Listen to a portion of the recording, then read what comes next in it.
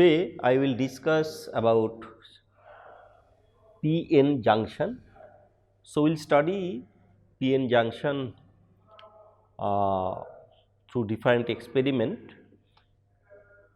So, p-n junction naturally it is made of semiconductor. So, semiconductor, intrinsic semiconductor, where small and equal number of electrons and hole carriers in semiconductor. And another type of semiconductor is extrinsic semiconductor.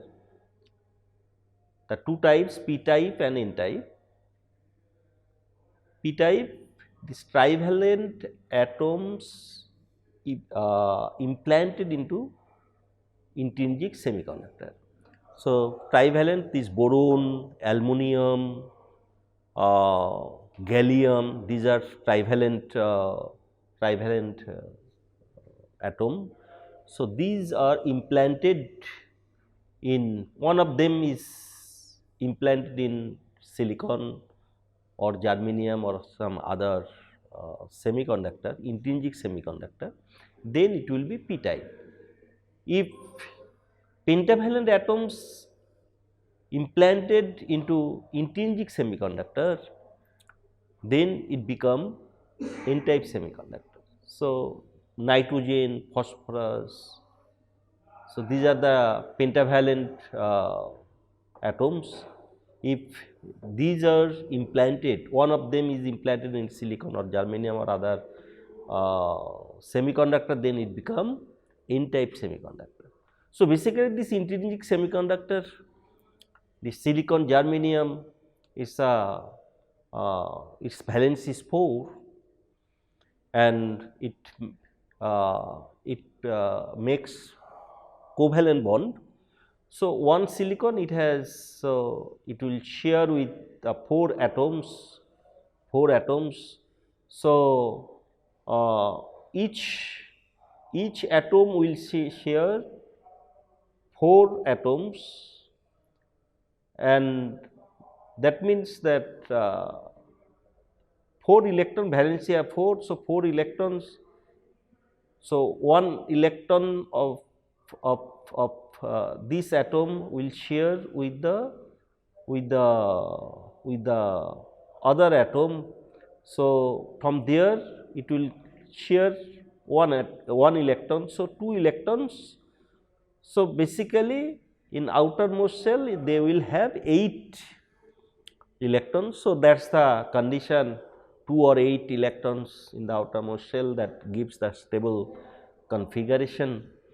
So, these 4 electrons are required, valence electrons are required to make covalent bond with the neighbor atoms. Okay.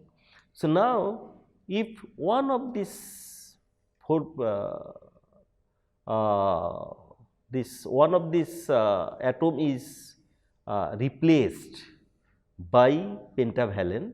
So, pentavalent 5 electrons are there. So, this 4 valence electron, this atoms is replaced by pentavalent atom. So, out of 5 electrons, one will be extra after sharing other 4 electrons. So, this extra electron will be in the system. It will be free electron. So, it will participate in the conduction. Similarly, if trivalent atoms is implanted, so trivalent, like say aluminum, so outermost shell it has 3 electrons. So, when it will be replaced here, so now here this for covalent bond 4 electrons are required, then 1 electron will be shortage. So, that shortage of electron is treated as a presence of hole. So, it seems that this trivalent atom, when it will replace this 4 valent atom, So, then in system it will contribute one whole. So, so implanting pentavalent atom in intrinsic semiconductor, one can get p type n type, and implanting this trivalent atom in intrinsic semiconductor, one can get p type. So, this is the extrinsic semiconductor, and this implantation, it can be done in different way. So, in chemical method, by diffusing the atoms, chemically diffusing the atoms, one can replace, one can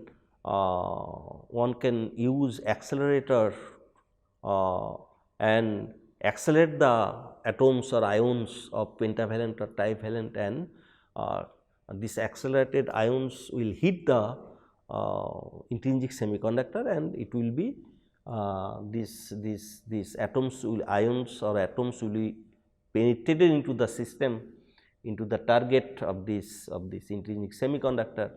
Then following the annealing of their sample, it will give the basically replacement of some atoms, original atoms of the semiconductor by these implanted atoms. Okay. So, these different methods are used for getting this p type and n type semiconductor. So, now p-n junction means that a piece of p type semiconductor and another piece of n type semiconductor, when they will be in contact, then what happens. So, that's what we want to study. So, this n type semiconductor and p type semiconductor are also intrinsic semiconductor. So, this you know that we present using the band diagram. So, electrons and hole concentration in a semiconductor in equilibriums, or this is the expression. So, this electron concentration N equal to Nc e to the power Ef minus Ec by Kt, and P equal to Nv e to the power Ev minus Ef by Kt. So, basically so this is for intrinsic semiconductor. So, Ec and Ev, so these are energy level. So, this valence energy, this the it is called Ev is the valence band energy maximum. So, it is basically band is not just, it is not just like this straight line, it has curvature. So, it is the top value of the maximum value of this valence band. So, that is taken as a Ev, and bottom this of conduction bands. So, minimum energy of this conduction band. So, that is basically taken as a Ec. Ec is the conduction band minimum. Okay. So, and Ef is the Fermi energy. So, when this Fermi energy level is at the middle of this gap, this also we tell this energy band gap. So, when it is in the middle of this band gap, then it is intrinsic semiconductor. So, basically this probability, this generally we consider that this the maximum probability of having electron up to this energy level, which is called Fermi energy level. So, that is the outermost energy level, energy surface, up to which there is the maximum probability to have the carrier. Okay. So, from this, what is the distance of conduction band? So, in case of electron, so from here it will jump, electron will jump to the conduction band, then we will get basically conducting electron. So, so in intrinsic, so this gap from Fermi energy level to the conduction level or to the valence level, energy level. So, both are same.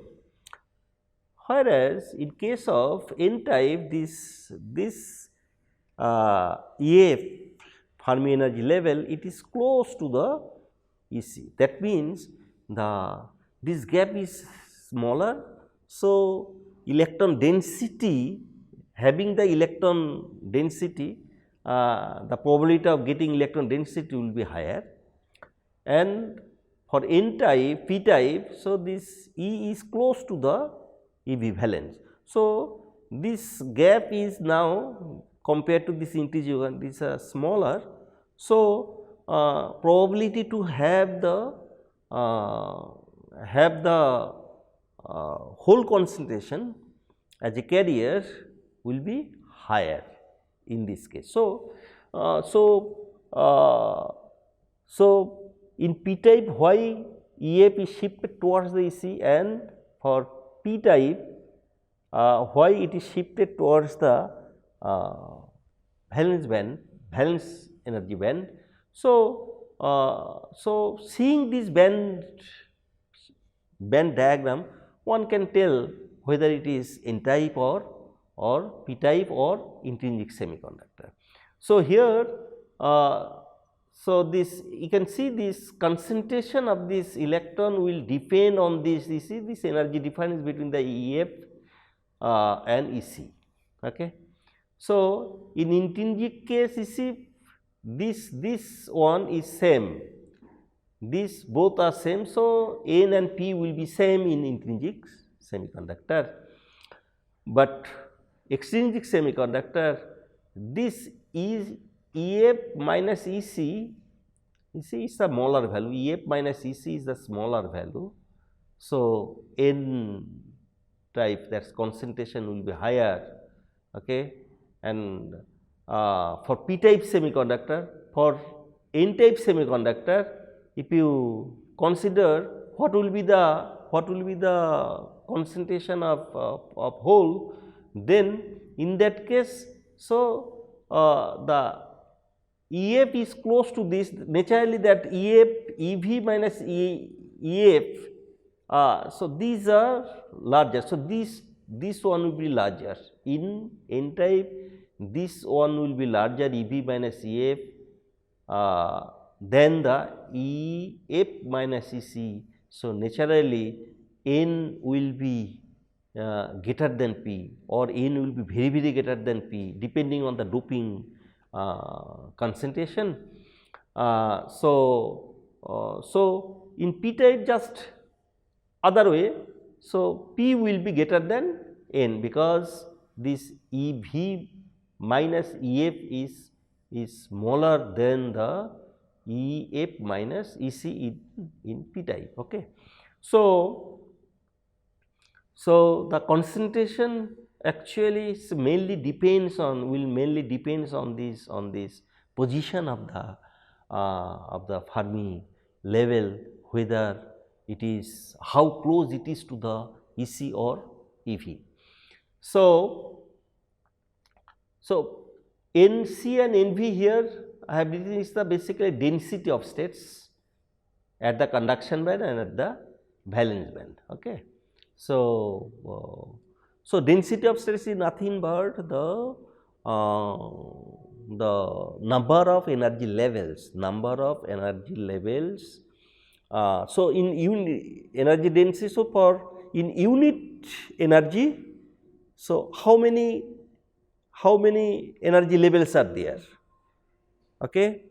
So, number of states or number of energy levels in a unit energy. So, so that is the density of states. Now, this density of states, this always in unit energy difference, what is the state? So, now this difference is a function of energy, at different energy, that this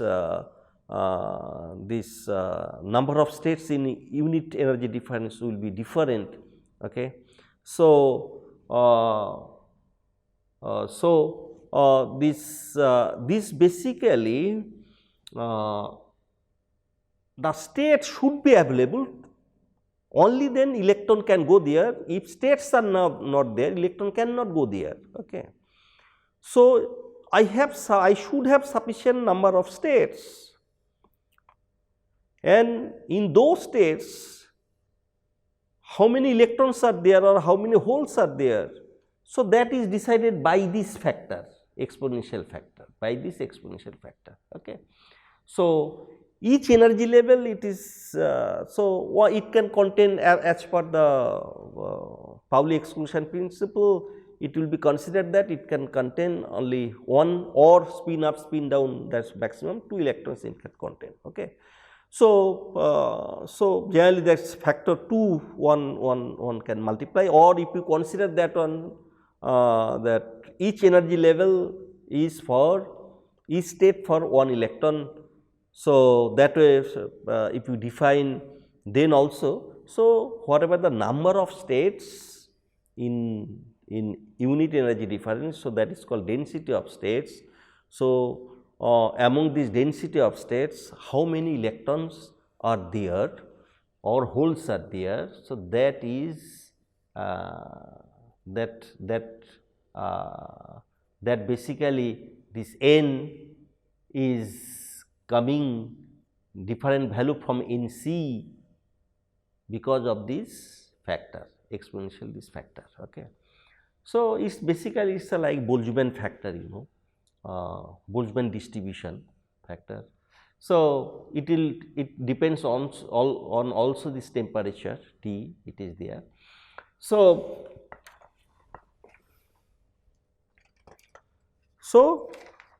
when this N type and P type semiconductor are in contact, so this is the P type and this is the N type. Okay.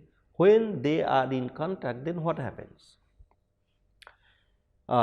Electrons from this side, from N type, it will diffuse into the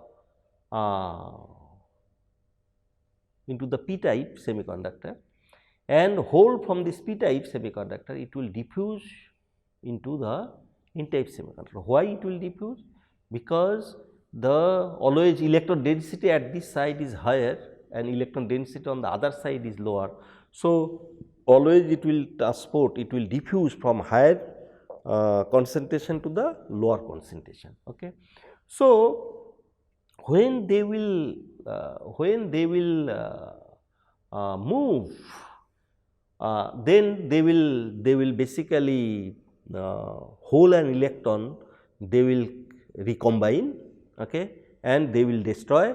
So, there will be space. So, after some time there will be space like this, where there is no carriers, movable carriers, only this the ions, this from atoms, these electrons or holes, they are recombined and they are not there in this region at the junction, near the junction, in the junction region. So, only in N type, in that side this positive ions will be there, and on the other side there will be negative ions. Okay. So, and in this region there will not be any carrier, free carrier. So, now further this carrier from this side, it will try to go to the other side, but it cannot go because this region is basically, it will act as a barrier, or also we call it is depletion region. So, this why it is barrier for this electron to move further again towards this other side. It cannot do that because here electric field, now electric field, you see, it will be just from positive to negative, it will be in this direction, it will be in this direction. Okay. So, electron, it will because of this electric field and corresponding potential. So, that is not in favor of transport of electron to the other side or hole to move in this n type side. Okay. So, this in natural way, so there will be built in potential and it will act as a barrier to move electron or hole further. Okay. So, this built-in potential or this barrier, it is basically it is equal to q by 2 epsilon. Epsilon is the dielectric constant of this junction of this semiconductor. Okay. And Na Nd by Na Nd. Na and Nd we say is basically density, this number density of acceptor and donor. Okay. So, acceptor, these atoms basically acceptor which can accept electron, So, that is basically Na is it is equal to the, in case of doping case, equal to the P concentration, acceptor, it can accept electron. Okay. So, that means there is a vacancy of electron which is equivalent to hole, and Nd donor. So, this pentavalent electron it can donate electron in the system. So, this density of donor is basically the density of the pentavalent or the tetravalent atoms we have used. So, this Na and Nd basically it will be equal to Na will be equal to the concentration of hole, okay, in case of p type, and in case of p side, and Nd, that is the donor. Okay, it will be equal to the n density of electron, okay, in case of n type. Okay. So, this W square, W is the basically this depletion region, depletion width, we tell this is the depletion width. So, this depletion width is created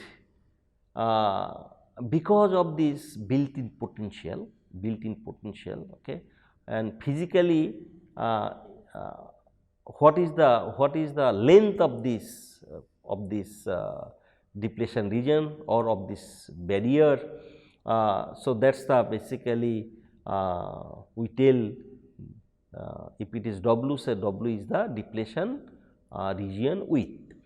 So, now there is a built-in potential. Now, if we apply potential, voltage, in two way we can apply. The one is called forward bias and another called reverse bias. In case of forward bias, so it will reduce the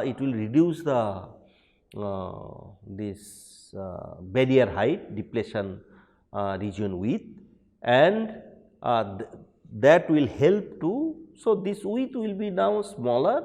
So, it will help. So, barrier height, basically in terms of barrier height, it will be reduced, and now these electron and holes, they can move in opposite direction. in case of forward bias this will happen, in case of reverse bias actually. So, this width will increase, will be increased, and so barrier height will be higher. So, it will be more resistive for transporting the carriers through the junction.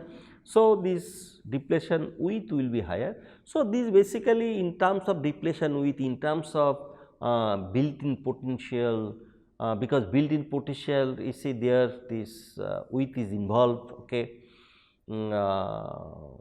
Apart from this number density of acceptor and donor atoms. So, external, using external voltage we can have this two types of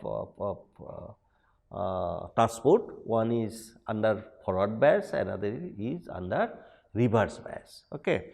So, after touching, after in contact of these two junction, so this the band diagram initially it was like this, it was like this. So, band diagram one can draw like this. So, in this case this when they will come in equilibrium means this electrons from this n type, this is p type, now just opposite. So, this I have drawn p type because EF is close to the EV, and this is n type, okay, because EF is close to the EC. So, when they are in contact, so in equilibrium condition means whatever holes from this p type, it will diffuse into n type, and this electrons from n type, it will diffuse towards the p type, and then this depletion layer or built-in potential will be created, and during this process the Fermi levels in both case, in both n type and p type, it will be aligned in one line. So, when it will be aligned in one line, then only so initially there was a difference. So, this difference will be changes, this difference will be changes, and in equilibrium they will be in a line, and as long as not they are in a single line. So, this diffusion of electrons and holes will continue, and they will reach in final stage when this there will be single Fermi level for both n type and p type. Okay. So, and this very famous diode equation is one can derive it. So, that is I equal to I 0 e to the power q v by eta k T. Okay. So, this is basically when this V is the applied voltage. When we will apply voltage, so when it will be reverse voltage, so V will be minus V. When it will be forward voltage, forward bias, so V will be plus V. Okay. So, I did mistake, so it will be minus 1, there will be minus 1. Okay. So, e to the power q v by eta k T minus 1, I 0 is the basically saturation reverse current, saturation reverse current I 0, and depending on the voltage, reverse bias is the negative, it's the smaller factor, and for forward bias it will be plus. So, it will be I think it is the one case it is a e to the power plus q v, and another case e to the power minus q v. So, in case of minus q v, so that will be 1 by e to the power q v. Okay. So, this depending on this forward bias and reverse bias, this one has to take sign of v, and one can study the IV characteristics of a PN junction.